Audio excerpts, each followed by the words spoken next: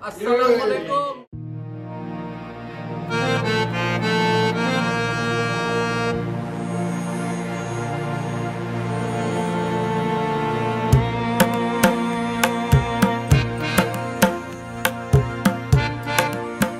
Bismillahirrahmanirrahim. Assalamualaikum warahmatullahi wabarakatuh. Innal hamdalillah hamdan katsiran thayyiban mubarakan fihi kama yuhibbu rabbuna wa yarda. Ashhadu an la ilaha illallah wahdahu la syarika lah wa ashhadu anna Muhammadan abduhu wa rasuluhu la nabiyya ba'dah. Allahumma salli wa sallim ala nabiyyina wa qudwatina wa rasulina wa sayyidina Muhammad wa ala alihi wa sahbihi ajma'in. Wa qala alaihi salatu wassalam kama jaa fi sahihi Muslim, man bata'a bihi amaluhu lam yusri' bihi nasabuhu. Wa ba'd. Bapak Ibu sekalian, a'azzallahu wa iyyakum, yang saya hormati tuan rumah Bapak Hari beserta istri, hafizahullah wa ra'ah, semoga Allah menjaganya, dan juga seluruh Bapak Ibu yang hadir di kesempatan pagi hari ini. Tadi Pak Hari pesan agar disampaikan hadis tentang terlambat. Ya. Terlambat apa tuh? Ya, terlambat datang undangan. Ya, dalam hadis yang diriwayatkan Imam Muslim, Rasulullah mengatakan, man bata'a bihi amaluhu lam yusri' bihi nasabuhu. Siapa yang terlambat amalnya, siapa yang telat amalnya, maka nasabnya tidak bisa membela. Maksudnya apa? Walaupun dia secara nasab keturunan orang soleh, tokoh, bahkan mungkin secara darah dia masih keturunan Rasulullah SAW, tapi dia sedikit amalnya, dalam artian dia tidak memiliki amal yang standar sebagaimana seorang muslim seharusnya, maka nasabnya itu tidak bisa membela. Oleh karena itu, para ulama mengajarkan sebuah nasihat, ya, laisal fata man qala hadza ana walakinnal fata man qala ha ana. Seseorang itu, khususnya para pemuda, bukanlah yang berkata inilah ayahku, tapi pemuda itu mereka yang berkata inilah aku. Jadi tidak mengandalkan amal soleh orang tua. Walaupun kesolehan orang tua atau amal soleh orang tua bisa saja nurun ke anak dalam arti pengaruh. Seperti pepatah orang tua kita, buah itu nggak jauh jatuhnya dari pohonnya. Namun satu hal perlu diingat bahwasanya Allah menegaskan, wa alaysa lil insani illa ma sa'a. Manusia hanya akan mendapatkan poin tergantung apa yang dia kerjakan sendiri, bukan dia andalkan dari perilaku orang lain. Bapak Ibu sekalian, itu bukan tema kita. Ya, tema kita, ya kalau pakai judul bahasa aslinya, nahwa al-ailah al-mithaliyah, menuju keluarga yang harmoni, membentuk menuju keluarga yang harmoni. Tentu keluarga yang harmoni bukan muncul dan datang ujuk-ujuk begitu saja.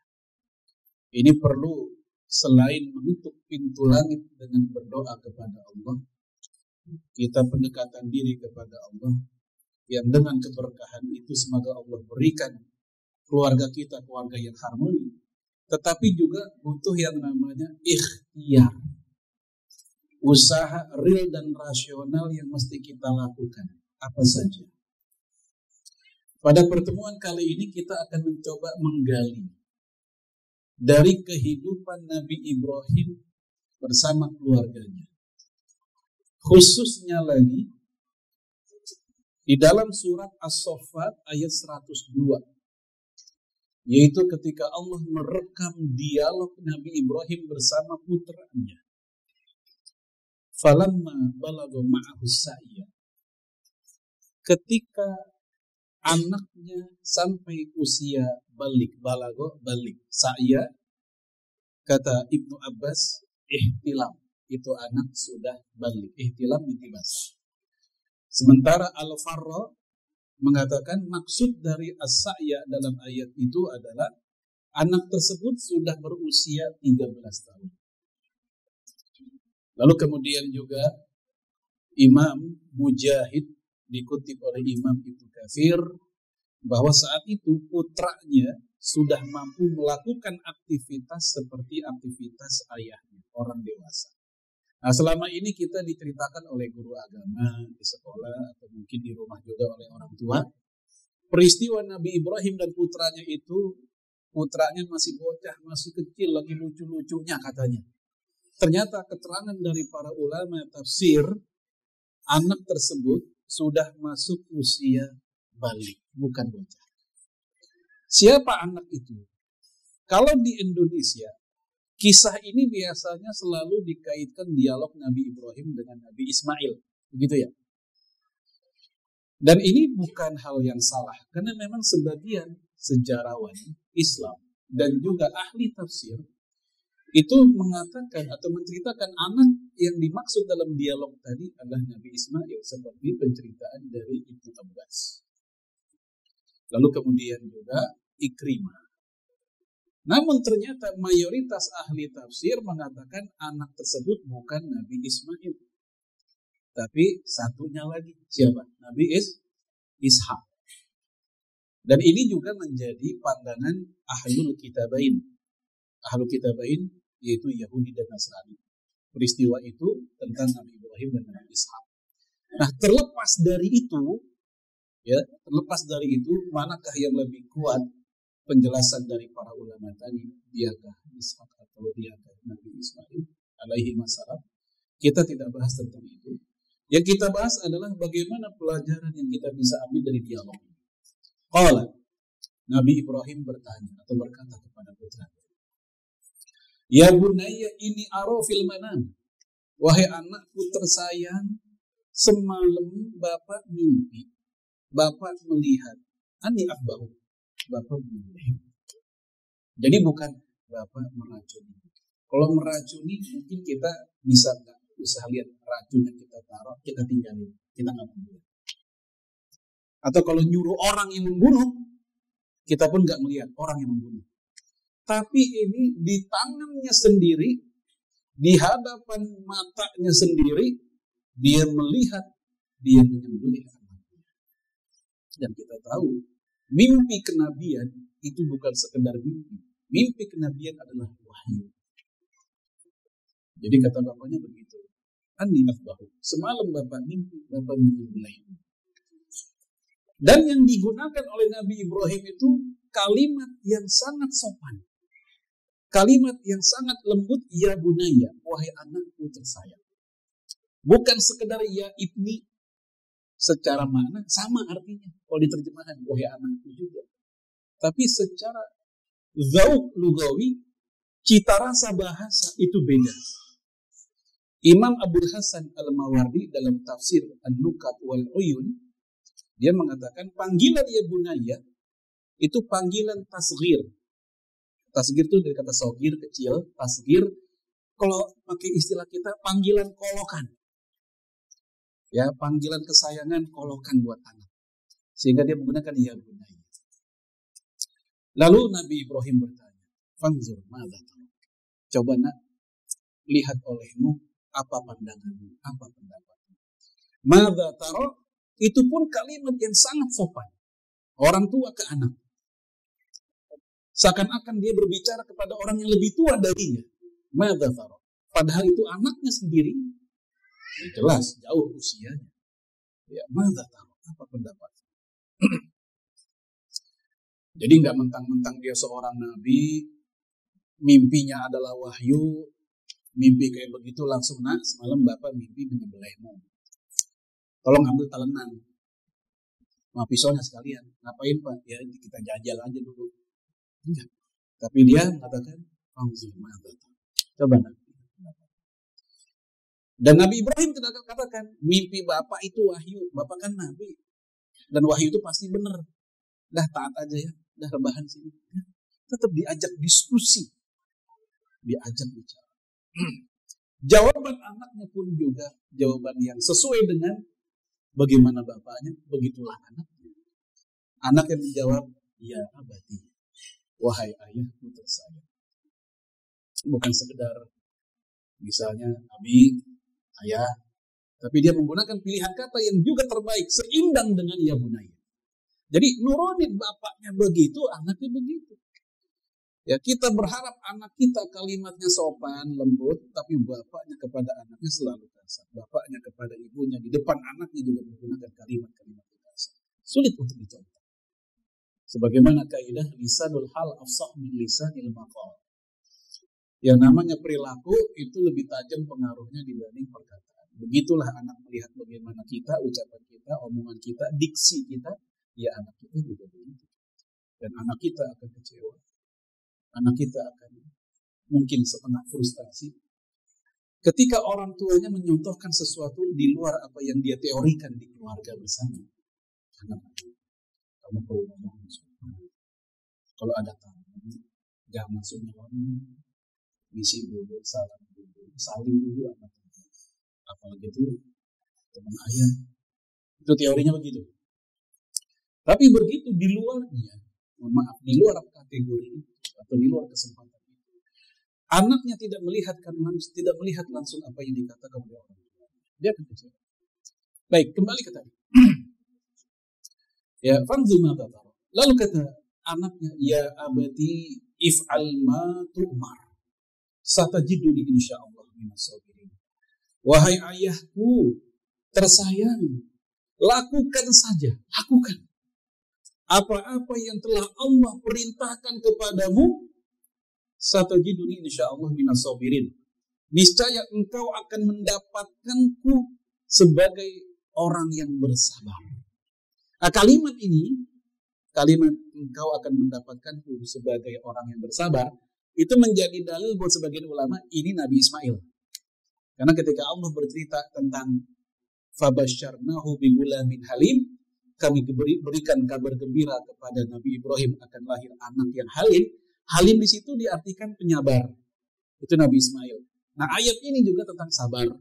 Maka ini klop. Sehingga kata Ibnu Abbas ini ngomongin Nabi Ismail, bukan Nabi Ishaq. Baik, kembali ke tadi. Jemaah sekalian, Bapak Ibu, a'azzakumullah wa iyyakum. Inilah budaya.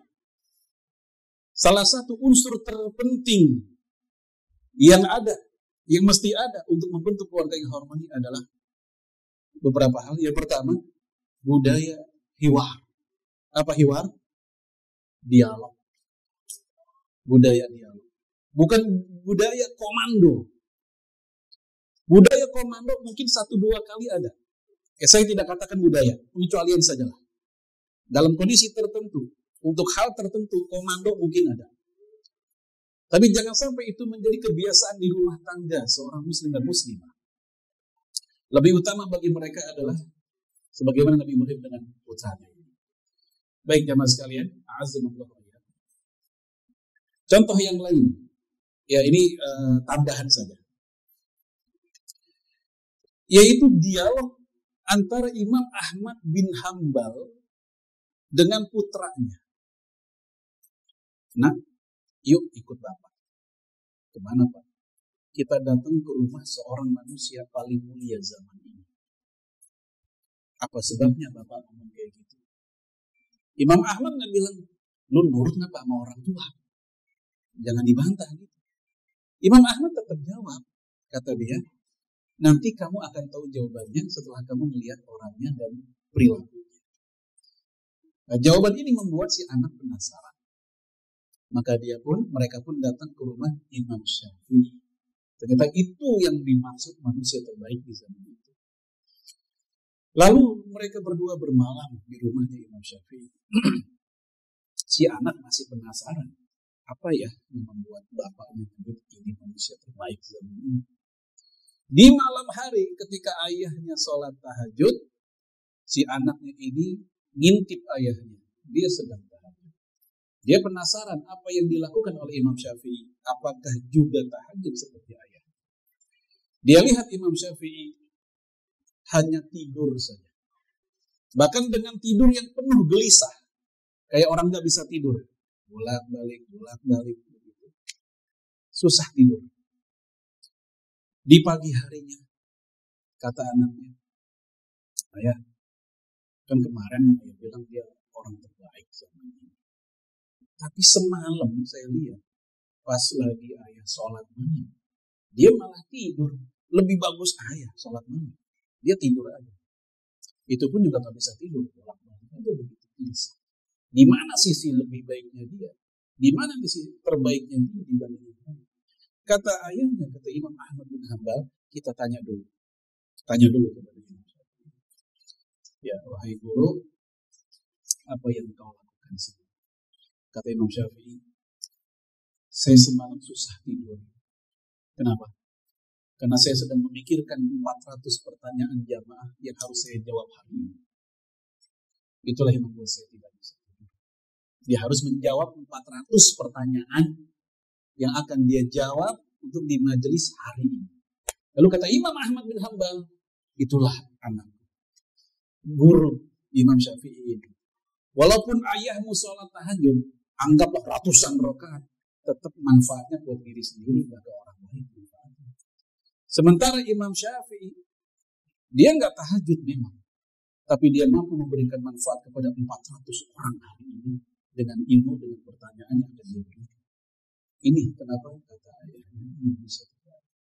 Puaslah anak itu dengan jawaban tersebut. Nah, jemaah sekalian kita lihat, ini dia. Jadi nggak komando, nggak bilang pokoknya kamu percaya aja, dia orang terbaik. Masa bapak bohong? Ya bisa begitu. Kalau kayak begitu, masa bapak bohong? Khawatir kata anak, kata Umi, bapak memang pembohong. Baik, jemaah sekalian. Kemudian kita masuk. Lalu apa saja yang menjadi syarat ya kita anggap cara tonggak menuju nahwa al-a'ilah al-mithaniyah, keluarga yang harmoni tadi. Yang pertama, barusan yang sudah kita bicarakan sedikit, hidupkan budaya dialog, jangan budaya komando. Komando 1-2 kali sebagai pengecualian mungkin ada.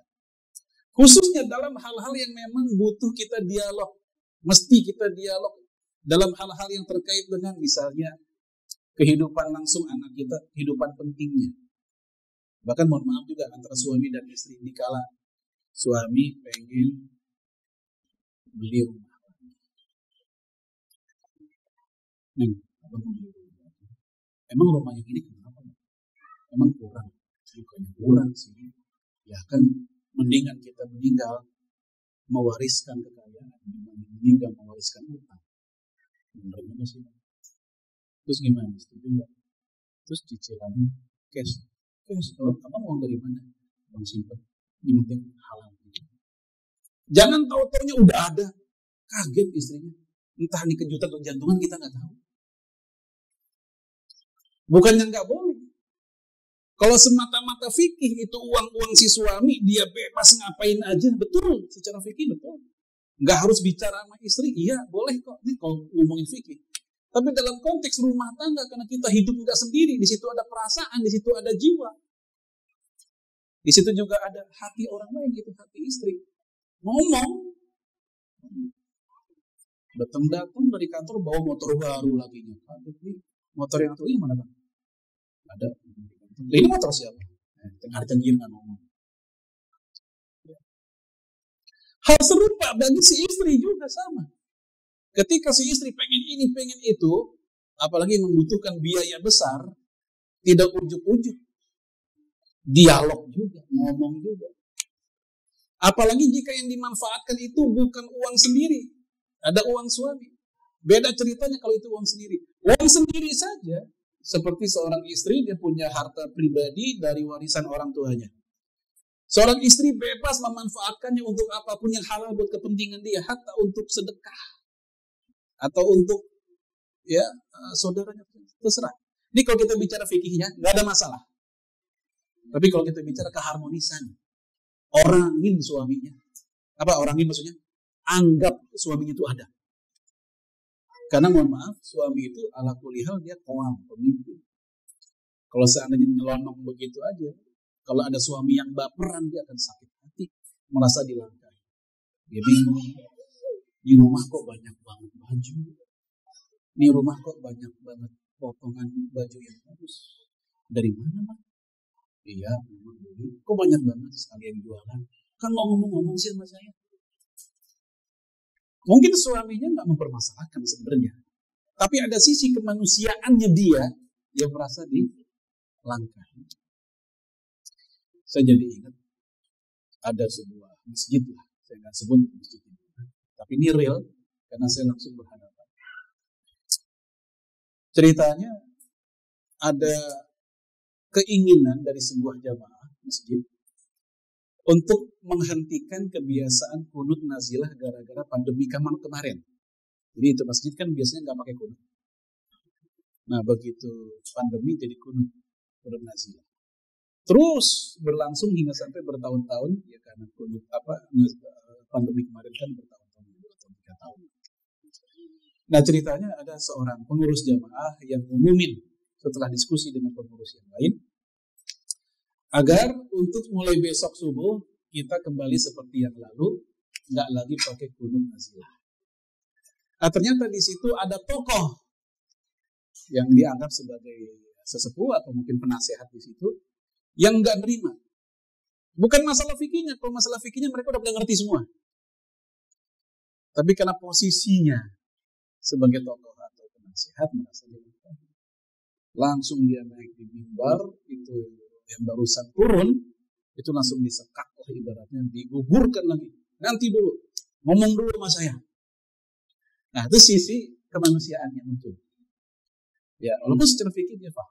Sama dalam hal tadi juga demikian. Mungkin seorang suami dia ngerti kok itu uang kamu berhak pakai, izin nggak izin terserah kamu. Itu uang orang tua juga, warisan orang tua terserah. Tapi saya laki, saya suami. Nah ini yang saya maksud tadi budaya. Itu dalam hal masalah keuangan keluarga. Sedekah seorang istri wanita tanpa izin suami boleh nggak sih? Tergantung uang siapa dulu, harta siapa dulu. Kalau itu harta pribadi silakan. Dari mana dalilnya? Hadis Bukhari. Ketika Rasulullah SAW khutbah Id, lalu datang ke saf wanita karena zaman dulu kan nggak pakai mic. Jadi Rasul supaya kaum wanita kedengeran suaranya, Rasul langsung ke saf wanita, ya, untuk memerintahkan, menganjurkan untuk sedekah, infak. Lalu diceritakan oleh Bilal bin Rabah, itu kaum wanita saat itu langsung ada yang nyopotin gelangnya, ada yang melempar antingnya. Itu hadis Bukhari. Dan mereka nggak pulang dulu atau sama yang samping sama lakinya, ibu mana? Nggak perlu nanya boleh. Mereka langsung melempar itu tanpa izin suami. Dari sini dalil para ulama, wanita boleh sedekah tanpa izin suami kalau itu milik dia. Yang mesti izin suami adalah kalau itu harta bersama atau harta suami baru izin. Namun kembali ke tadi, dalam konteks keharmonisan, nggak cukup sebagai fikih doang landasannya, tetap bicara. Ya tetap bicara. Mohon maaf juga nih, mohon maaf buat bapak-bapak khususnya. Ya, buat bapak-bapak kadang begitu kalau lagi ngomong kan, mendingan minta maaf dibanding minta izin. Ngerti nggak maksudnya? Dengan alasan kan secara fikih izin kepada istri bukan syarat keabsahan nikah lagi, bukan rukun keabsahan nikah lagi. Betul. Kalau patokan kita sekedar fikih, iya, seperti itu memang. Tapi jangan lupa, hidup kita bukan hanya fikih, apalagi rumah tangga. Apalagi kalau tujuannya, bagi yang pengen ta'adud atau nikah lagi itu, tujuannya supaya menjadi keluarga yang bisa dicontoh, sakinah mawaddah warahmah tadi. Supaya nggak jadi fitnah, maka harus ada pembicaraan. Supaya nggak jadi fitnah. Jadi sekali lagi, Bapak Ibu sekalian, khususnya buat bapak-bapak, dalam masalah rumah tangga, ya fikih betul sebagai salah satu ini, tapi bukan satu-satunya. Dia mesti juga dicampur dengan yang namanya adab. Itulah kenapa Ali bin Abi Thalib mengatakan, adibuhum summa alimuhum. Didiklah anak istrimu dengan adab, kemudian baru dengan ilmu. Karena adab itulah yang bikin lentur, lembut fikih. Baik, ini yang bisa saya sampaikan. Mohon maaf enggak semuanya, supaya kita ada waktu buat ngobrol. Walau bisawab, saya kembalikan ke MC. Assalamualaikum warahmatullahi wabarakatuh.